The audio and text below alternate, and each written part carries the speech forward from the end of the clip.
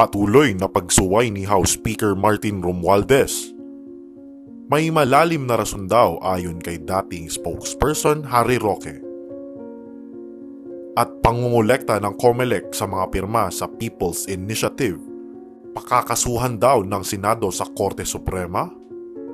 Ayon nga kay former spokesperson Attorney Harry Roque, ay talagang harap-harap ang sinusuway ni Speaker Romualdez ang direktang utos ng kanyang pinsan at presidente tungkol sa People's Initiative na kung saan ay inatasan ni President Marcos ang Senado na pangunahan ng economic provision sa halip na amyendahan ang buong saligang batas. Sumusuway ba nga po talaga si Speaker Martin Romualdez kay PBBM? Isa-isahin natin. Ang sabi ni Presidente PBBM, at maaalala niyo to, hindi ko kinakailangan ng charter change para magkaroon ng pag-unlad. At ang nangyari nga is, matapos ang isang taon, talaga namang isa tayo sa pinakamalakas at malagong paglaki ng ekonomiya. No?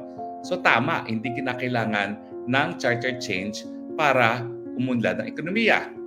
Pero ang Speaker Romualdez, sabi niya kinakailangan amendahan ang economic provisions ng charter change. Pangalawa, pirma. Abay, ang sabi ni Presidente, itigil yung pirma na yan. Dahil yan ay nagiging dahilan para tayo maging hati-hati. At saka, hindi niya nagustuhan yung pagbabayad ng suhol na nakita niya sa television. Bagamat ang nagsabi nito ay si Senate President Zubiri, matapos makipagpulong sila nung araw ng Van de Honor, kasama si Senate President Zubiri, Senate Pro Tempore Legarda, at saka si Speaker. Pero matapos ang pagpupulong na yan, tinalaga ni Presidente ang Senado na manguna para dito sa pagbabago ng economic provisions. At hindi nga sila sigurado kung kinakailangan pang baguhin ang ating saligang batas kasi po pwede naman niyang gawin sa pamamagitan ng batas. Abay, matapos maanunsyo to, anong nabalitaan natin? Tuloy pa rin ang pirma.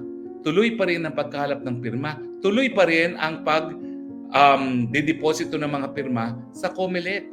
At syempre, tuloy pa rin ang pamimili ng mga signatures. Pangalawang beses na po yan na pagsuway, di ba po?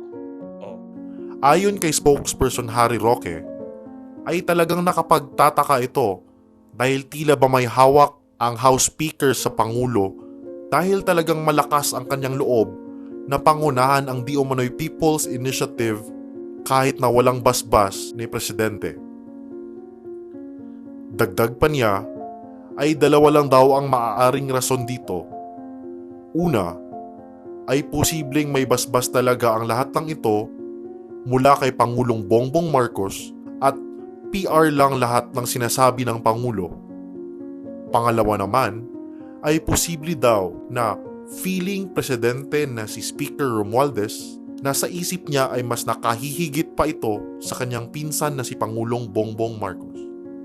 Sa kabilang banda naman, Senate Minority Leader Coco Pimentel nagpahayag sa posibilidad na pakakasuhan ng Senado ang COMELEC dahil nga sa patuloy na pangongolekta nito sa mga signature forms kahit na wala itong kapangyarihan na gawin ito ayon sa senador.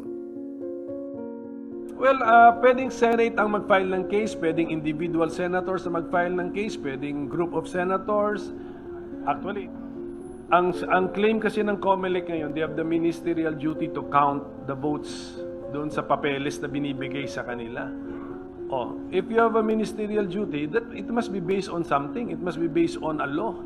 But you cannot give yourself power. There must be a law authorizing you to issue that resolution. Sadyang nakapagtataka din daw ang pagiging aktibo ng COMELEC tungkol sa mga bagay na ito, dahilan upang ma-question kung meron bang kumausap sa nasabing ahensya upang bigyang direktiba ito sa mga gagawin.